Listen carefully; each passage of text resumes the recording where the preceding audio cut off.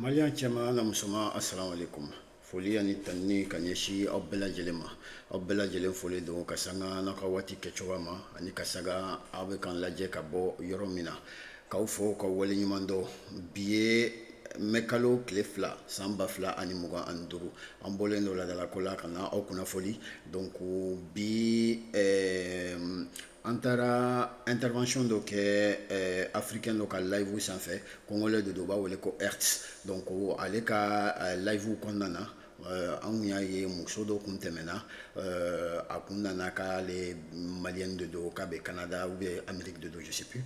Donc en tout cas a nana kana an ka jamana kana kuma dɔ fɔ an ka jamana kan min sigilen tɛ kala kan. Ladalako la an y'a fɔ aw ye cogo min maa o maa ni kumana an ka jamana kan an ka ba Maliba ni kumana o kan kɔni kuma min sigilen tɛ kala kan a kɛra dugukolo sanfɛ a kɛra ji sanfɛ a kɛra ji duguma a kɛra sankolo la an kɔni bɛ bɔ an bɛ t'i jaabi n'Ala sɔnna ma. Donc o de hukumu kɔnɔna na donc n ye Hertz n y'a contacté ka taa a f'a ye k'a fɔ ko n bɛ fɛ ka intervenir a ka live sanfɛ pour que ka se ka droit de réponse di yan n ka se ka muso in jaabi parce que muso in ye kuma minnu fɔ u sigilen tɛ kala kan. Non seulement u sigilen tɛ kala kan mais diffamation de don. Donc en plus u bɛ groupe min na a groupe dɔnnen don wa a ye analyse min kɛ muso in min kumana TV5 ou bien France 24 plateau sanfɛ an balimamuso in fɛ Fofana muso in. Donc a taara a ye kuma minnu fɔ olu si sigilen tɛ kala kan mɔgɔ sugu minnu don mun b'u bila nin na mun na u bɛ nin kɛ u bɛ groupe min kɔnɔna na. Donc an taara kuma o bɛɛ kan ka taa o bɛɛ fɔ an kumana fɛn caman kan a ye parole di yan plus de 15 à 20 minutes comme ça n bɛ ka kuma a ka live sanfɛ. Donc n kun bɛ fɛ ko o de yira aw la bi ko partager an ni aw an ka se k'o lajɛ ɲɔgɔn fɛ. Donc minnu sera ka fɔ o la donc n bɛ bɔ sisan n bɛ vidéo yira aw la aw b'a lajɛ n'Ala sɔnna ma. Donc aw kan bɛ vidéo kɔfɛla la. Venir, vous pouvez appeler maintenant. Je suis disposé à prendre des appels là maintenant. Je ne pouvais pas prendre les appels pendant que je parlais. Alors nous avons Baz que je vais appeler maintenant pour voir s'il me répond.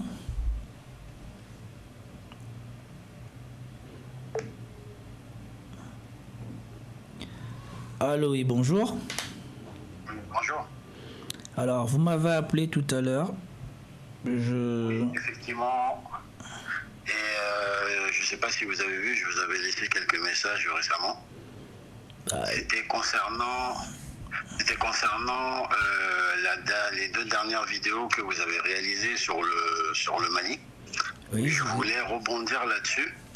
C'était par rapport à la dame Khadija Fofana qui était intervenue sur TV5 Monde, France 24 si je ne me trompe pas.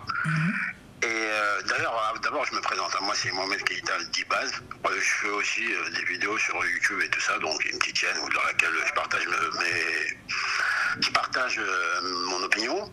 Et comme je suis beaucoup vos vidéos et tout ça, donc je suis tombé sur ça. Donc vous avez fait l'analyse dans laquelle elle expliquait concernant la dissolution des partis. Ensuite, il y avait une deuxième vidéo, il y a une personne qui vous a appelé, je pense que la personne était au Canada ou aux USA, vous a appelé. Et elle expliquait comme quoi les gens étaient plutôt déçus de Assimi Goïta et de tout ça, et de tout ce qui se passait au Mali. Oui. Alors, là où je voulais rebondir et répondre à cela, moi je suis un jeune malien de la diaspora, j'habite actuellement en France, et en fait je voulais m'inscrire totalement au faux par rapport à ce qu'elle disait, parce que pourquoi? Déjà la dame qui est intervenue sur France 24, cette dame, elle s'appelle Madame Khadija Fofana. C'est une dame qui avait été nommée conseillère au ministère de la réconciliation au Mali. Et cette dame, en fait, elle a été limogée pour une histoire de corruption de 20 millions. En fait, c'est pour ça. Et ensuite, il y a eu une autre histoire où lorsqu'elle a été limogée, elle avait envoyé sa démission, ils lui ont dit non, vous avez été limogée. Et en fait, ce qu'elle a fait, ils lui ont demandé de venir ouvrir son bureau. Elle aurait refusé de venir ouvrir son bureau. Et c'est un huissier qui serait venu ouvrir son bureau. Et ils ont retrouvé des tampons de plusieurs services journalistes. Donc en gros, elle avait des tampons pour tamponner des défauts. Ensuite, ensuite, la dame expliquait comme quoi beaucoup de gens actuellement, ce qui se passe au Mali, ils sont contre et tout ça, ils peuvent pas parler. Elle a raconté beaucoup de choses. Aussi, elle a parlé du fait qu'il y avait des centrales nucléaires qui avaient été promises, qui sont toujours pas arrivées, l'électricité soit. Déjà, ça c'est faux. Il s'agit pas de 3 centrales nucléaires, il s'agit de 3 centrales solaires qui ont été réalisées fin 2024. Si je me trompe pas, c'était décembre. La première pierre a été posée. Et ensuite, ce qui s'est passé, c'est que la ministre qui était en charge de l'énergie avait expliqué qu'au bout de 4 à 5 mois, les premières fournitures seront faites aux populations. Sauf que apparemment ça, c'était pas vraiment le cas avec les partenaires. Le projet doit durer sur 2 ans, il est toujours en cours. Et ce ministre-là a été limogé par le président, justement à cause de ça. Donc, ça, en fait, c'est un petit groupe. Et, je pense qu'ils essayent d'utiliser un peu les réseaux pour propager leurs idées. C'est un petit groupe qui est connu. Il y a elle, il y a un autre personnage qui s'appelle Bouba Fani, qui lui aussi, en fait, c'est un groupe de personnes qui ont fui la justice au Mali et qui ont perdu leurs privilèges, en fait, qu'ils avaient dans l'ancien régime. Et depuis que cette révolution a lieu, bah, ils sont dégoûtés parce qu'ils ont perdu leurs privilèges d'oligarques qu'ils avaient auparavant. Et pour d'autres, ils sont interpellés par la justice, ils ne peuvent pas retourner chez eux. Et c'est ça le vrai problème, vu qu'ils ne peuvent pas retourner chez eux, ils ne peuvent pas retourner au Mali. Pour eux, la seule façon de pouvoir espérer retourner, c'est de déstabiliser le pays pour qu'il y ait de nouveau un coup d'État, pour qu'eux puissent revenir au pays. Ça, c'est une chose.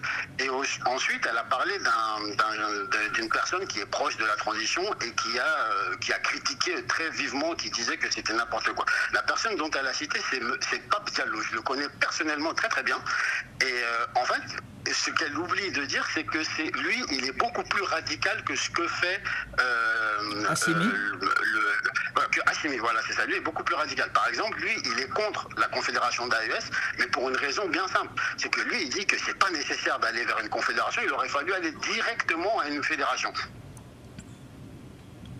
Donc en gros, c'est ça qu'ils utilisent. Ils essayent d'utiliser les moindres petits mots qui peuvent exister pour pouvoir les amplifier. Et tout ça fait partie d'une communication en gros qu'ils ont mis en place avec des fonds comptes sur Facebook et énormément de pages Facebook dans lesquelles ils vont commenter, dire plutôt un tas de choses. Par exemple, récemment, début d'année, le président il a mis en place une nouvelle taxe sur toutes les transactions qui ont lieu via les mobiles monnaies, tout ce qui est Orange Money, Move Money et tout ça.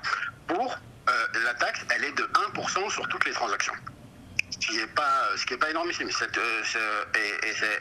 tout ce qui va être reçu de cette taxe sera utilisé pour des projets d'infrastructure et pour tout ce qui est le volet défense et sécurité. Maintenant, eux, ils ont engrainé les gens sur les réseaux en disant que c'est une taxe qui est injuste, alors que c'est la taxe qui est la plus juste. Pourquoi ils ont pris cette taxe? Parce que justement, ils ont vu dans les statistiques que la diaspora malienne, dans l'année 2023, elle avait envoyé depuis l'extérieur vers le Mali 700 milliards de francs CFA. Donc ils se sont dit que sur cet argent-là, on est en crise, on a besoin de financement pour pouvoir non seulement développer le pays, mais combattre les terroristes, combattre tout ce qu'il y a à combattre. Et du coup, ils se sont dit, on va mettre une taxe de 1%. Cette taxe, elle existe dans plein de pays. Mais eux, ils disent que non, c'est injuste, on ne pardonne pas, et ainsi de suite. Donc, en fait, ils essaient de jouer à chaque fois sur ces mécanismes-là. C'est des mécanismes de communication qu'ils ont mis en place entre eux, et c'est des personnes qui sont très bien connues. C'est des gens qui sont en connivence avec les personnes qui ont mis en place le gouvernement en exil en Suisse et en France ici. Ils disent qu'ils ont formé un gouvernement en exil. Et en fait, c'est des gens qui sont dans ce réseau-là. Ils ont organisé récemment, pour vous dire à quel point ils sont insignifiants, ils ont organisé une manifestation apparemment contre la dictature et contre contre la dissolution des partis politiques, et ils disent et ils sont sortis, ils étaient 18. On a compté sur les photos, ils étaient 18. Donc c'est des gens qui sont vraiment, vraiment insignifiants, très insignifiants, sauf qu'ils utilisent les réseaux sociaux et c'est c'est pour ça en fait que j'ai voulu intervenir, parce que la dame, j'ai bien compris son jeu, elle a essayé de vous appeler. En fait, comme ils savent que vous avez une audience et que vous êtes connu, ils veulent essayer de faire passer leurs idées de cette façon-là. Et ça, c'est quelque chose qui est dangereux. C'est pour ça que j'ai voulu vraiment venir et rétablir la vérité. Et par rapport à tout ce que j'ai dit, j'ai les preuves de ce que j'avance. Et par exemple, aujourd'hui, le président Assimi Goïta, pourquoi il a autant une popularité? Il suffit juste de voir au niveau défense et sécurité. Même hier, il y a un convoi qui a quitté la Guinée, un convoi avec des équipements militaires qui ont été achetés par Assimi Goïta. Ce convoi, il a quitté la Guinée, c'est des centaines, c'est des heures et des heures et des heures d'embouteillage dans lesquels on voit les équipements militaires passer. Qui ont été achetés par Assimi Goïta pour justement combattre le terrorisme. Donc c'est un peu sur ça que je voulais revenir pour mettre le point, on va faire le point sur tout ce qu'elle avait dit et dire que c'est des gens en fait qui sont juste bannis du pays. Ils peuvent pas rentrer et ils essayent de se venger de cette manière-là et inonder les réseaux avec des fake news et des fausses informations. Non, mais c'était pour ça que je voulais. Après, moi, je vous remercie de votre intervention. Et c'est pour ça que moi, la seule chose qui m'a embêté, c'était la réaction de certaines personnes sur ma chaîne. Moi, ça me... Oui, alors ça... Non, mais moi, je fais ce que je fais parce que moi, je n'ai pas d'idée préconçue.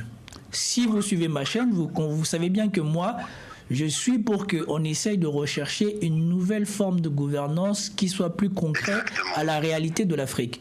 Je ne suis pas contre Assimi Goïta, mais sauf que je veux donner la parole à tous ceux qui ont une chose à dire. Et j'ai bien dit pendant que la dame elle intervenait, j'ai dit, je donne la parole pour que d'autres personnes qui ont des informations contraires, qui peuvent être pour ou contre ce que vous dites, puissent venir apporter leur grain à moudre. Et ainsi, chacun pourra se faire son opinion. Moi, je ne peux pas censurer les gens. Comme je vous ai donné la parole à vous, comme je donnerai la parole à d'autres. Maintenant, moi, sur ce que vous m'avez dit là, vous avez l'air de connaître ce que de quoi vous parlez. Il y aura d'autres Maliens qui vont écouter et qui pourront étayer ce que vous dites ou être contre ce que vous dites. Moi, la seule chose que j'avais relevée de cette dame-là, j'avais relevé la gouvernance d'Assimi Goïta qui n'était peut-être pas satisfaisante à tous les Maliens. Pour ça, j'ai pas encore eu de personnes qui m'ont dit que voilà, ce qu'elle a dit, c'était pas totalement faux. La dernière fois dans le live, il y a une personne qui est venue dire que voilà, lui, il n'a rien d'autre, il n'a rien à dire sur ce qu'est la gestion d'Assimi Goïta par rapport à d'autres choses. Lui, il s'est spécialisé que sur l'or. Il a dit que par rapport à l'or, il y a une gestion catastrophique en ce moment qui est moins bien que ce qu'il y avait avant. Je lui ai dit, vous aussi, je laisse la parole, on aura bien si quelqu'un pourra contredire ou pas. Ensuite, sur ce que vous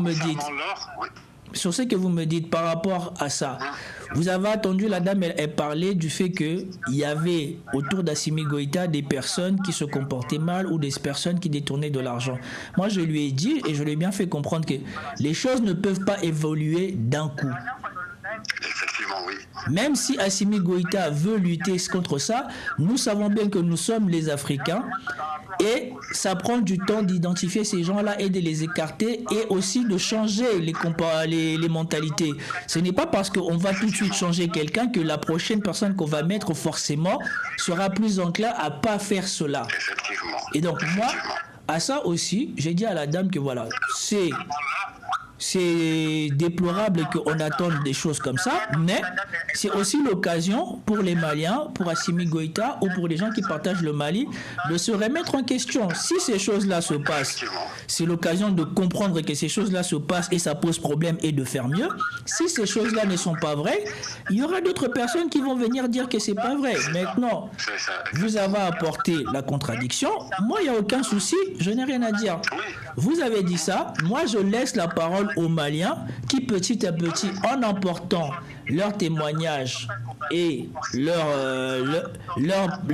sentiments ou leurs impressions à eux, nous éclairons tous effectivement à nous faire notre propre avis sur ce qui se passe. Et donc, moi c'est ce que j'avais à dire, c'était juste ça. Si vous avez quelque chose à dire par rapport à la parole que je donne ici aux gens, plutôt que de me invectiver dans les commentaires, prenez votre mal à patience. Je fais un live le lundi, je fais un live le mercredi, je fais un live le vendredi. Je prends un moment pendant le live où je vous donnerai l'occasion de me dire si ce qu'on a dit c'est pas vrai, pourquoi vous pensez que c'est pas vrai, ou alors si c'est vrai, pourquoi vous pensez que c'était vrai. C'est tout. Oui, effectivement. Et vous avez totalement raison. Et justement, c'est par rapport à ça en fait que moi j'ai souhaité vous rappeler pour pouvoir justement échanger avec vous sur ce sujet-là et apporter la contradiction par rapport à ce que cette dame me disait. Ensuite, juste pour rebondir un tout petit peu sur ce que vous avez expliqué sur l'or et sur le fait qu'il y ait des personnes qui soient corrompues, ce que les gens ils oublient, c'est que ça fait 40 ans que l'administration africaine, dans sa globalité, elle est gangrénée par et infiltrée par, on va dire, des agents extérieurs et la corruption. Donc, une personne ne peut pas arriver et au bout de 1 an, 2 ans, 3 ans, faire tout le nettoyage. Déjà, on avait les coopérants français et étrangers qui ont tous été chassés de l'administration. Maintenant, dans l'administration, il y a encore toujours des personnes, forcément, qui vont passer par les mailles du filet. Ça, c'est normal, ça va prendre du temps pour faire le nettoyage. Mais par rapport à la sincérité, par exemple, du président, pour vous donner un exemple, une fois, il était face aux légitimités traditionnelles envers lesquelles il faisait ses vœux de fin d'année. Et il leur a expliqué, comme quoi, qu'il y avait la loi anti-cybercriminalité qui punissait toutes les personnes qui disaient des choses sur les réseaux et c'était la justice qui gérait. Et il expliquait que sa propre nièce à lui-même avait tenu des propos sur les réseaux sociaux et elle avait été attrapée par le pôle anti-cybercriminalité, écrouée et qu'on lui avait demandé d'intervenir et qu'il avait expliqué qu'il n'interviendrait pas parce que c'était la justice. Et pourtant, c'est sa propre nièce. Mais c'est pas parce que lui est arrivé que forcément tout le monde va se mettre au diapason et tout le monde va arrêter d'être corrompu. Les choses se feront, on va dire, doucement au fur et à mesure. Et ensuite, à un certain temps, on oubliera complètement que peut-être qu'il y a eu un jour de la corruption dans l'administration. Mais pour l'instant, les choses se font doucement. Ensuite, concernant l'or, aujourd'hui, il est sorti, c'est tombé récemment. Le Mali est investi dans une raffinerie d'or pour raffiner tout l'or qui sort du territoire malien. Absolument tout. Et cette raffinerie aura une capacité de 200 tonnes d'or. Elle aura une capacité de raffinage de 200 tonnes d'or. C'est une raffinerie qui est en partenariat avec une société russe et l'État malien détient 62% de cette raffinerie.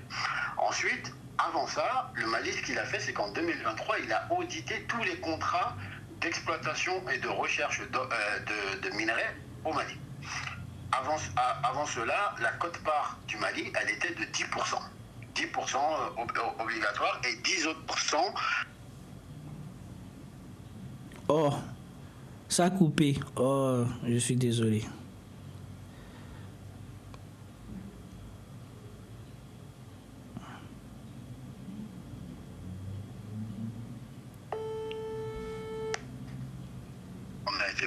Ok, on est à la quote-part du Paris, du Mali, c'était 10%. Et c'est devenu combien ? C'était 10%, plus une part de 10% que l'État pouvait acheter. Aujourd'hui, ce que l'État a fait, c'est que la quote-part, elle est de 20%, et il y a 15%, il y a 10% que l'État peut racheter, donc ça fait 30%, et il y a 5% qui sont obligatoirement mis dans le contenu local, ce qui veut dire le développement local de l'endroit où se trouve le pays. Et 5% qui doivent être donnés en fait à la participation locale, en fait aux entreprises locales qui eux peuvent bénéficier de cela pour le travail, tout ce qui est travail indirect et direct qui sont liés à l'exploitation de l'or. Donc en globalité, l'État récupère 35% maintenant au lieu de 10% avant. Donc ça, c'est ce qu'ils ont fait. Ensuite, suite à ça, c'est pour cela qu'il y a eu des difficultés avec certains industriels de l'or qui avaient refusé, puis certains ont été enfermés, puis certains ont accepté. Et aujourd'hui, il reste Barrick Gold, qui aujourd'hui s'appelle Barrick Mining, qui lui refuse en fait de se conformer au nouveau code minier. Et c'est pour cela que l'État a saisi 4 tonnes d'or de cette société, d'or brut, jusqu'à ce qu'elle paye ce qu'elle doit à l'État au niveau des impôts et au niveau de la part de l'État. Parce qu'en fait, cette société, elle a été épinglée du fait que pendant des décennies, elle n'a jamais payé d'impôts, elle a bénéficié de toutes les subventions au niveau du carburant, au niveau du coût salarial et tout ça, elle a bénéficié de toutes les subventions, elle n'a jamais payé ses impôts comme il le fallait. Donc aujourd'hui, elle doit l'équivalent de, au minimum, 200 milliards, mais c'était, en fait, cela était dû à la suite en fait, c'était 150 millions de dollars. Et c'est ça qu'elle doit à l'État et qu'elle refuse de payer. Donc aujourd'hui, elle est envoyée en justice et il y a l'État, ce qu'il veut faire, il a envoyé cette société au tribunal du commerce de Bamako et ce qu'il souhaite faire, c'est parce qu'ils ont arrêté l'exploitation, ils veulent mettre un administrateur de l'État qui va administrer la continuité de l'exploitation de cette mine d'or pour qu'elle puisse continuer, même si Barrick Gold le refuse. Ok, d'accord. Donc c'est ça qui est en cours actuellement aujourd'hui au Mali. Et il y a tout un tas de choses qui sont en cours. Et le président, à titre personnel, a renoncé aux 2/3 de son fonds de souveraineté, ce qu'aucun président n'avait fait auparavant. Ce fonds de souveraineté, il correspond à 1,8 milliard par an. Et il a renoncé aux 2/3 de ce fonds de souveraineté pour faire des œuvres sociales, à savoir construire des hôpitaux. Il a construit 3 centres de dialyse à Bamako. Il a construit des hôpitaux. Il en est à son 415e forage d'eau qui est fourni aux populations gratuitement dans tout le pays. Il a mis des panneaux solaires parce qu'avec la crise énergétique, il s'est tourné vers l'énergie solaire et il a construit des panneaux solaires à l'intérieur de plusieurs hôpitaux pour leur fournir de l'électricité. Donc les choses avancent certes peut-être doucement pour certains, mais dire que les gens ne sont pas satisfaits et qu'ils regrettent le choix de Assimi et qu'ils regrettent la situation actuelle, moi je m'inscris en faux par rapport à ce que la dame a dit et je sais d'où viennent en fait ces propos et je sais quel groupe de personnes utilise ces propos pour diffamer la gestion actuelle du Mali. La gestion actuelle du Mali, et ces gens-là sont juste en fait des personnes qui sont des apatrides et qui peuvent plus rentrer parce que ils ont fait des bêtises au Mali et ils savent que le jour où ils mettent le pied au Mali, ils seront attrapés. Ok, d'accord. Je vous remercie beaucoup de nous avoir éclairés. J'espère que... Merci aussi de m'avoir donné la parole. Non, il n'y a pas de souci. C'était vraiment important pour moi. Et j'ai aussi apprécié en fait la façon où vous avez répondu à la dame en lui expliquant bien que les choses ne peuvent pas se faire d'un coup et que vous n'avez pas forcément les informations et que vous laisserez la parole à toute autre personne qui pourrait venir lui porter la contradiction. Et ça, c'est très important. C'est pour ça aujourd'hui que je voulais vraiment intervenir là-dessus. Je vous remercie beaucoup. De rien. Merci beaucoup à vous aussi et j'espère que votre témoignage aussi donnera lieu à d'autres réactions. Passez une bonne journée. Je suis ouvert à toute discussion à ce sujet, il n'y a pas de problème. Merci beaucoup à vous aussi. Ok, au revoir. Au revoir.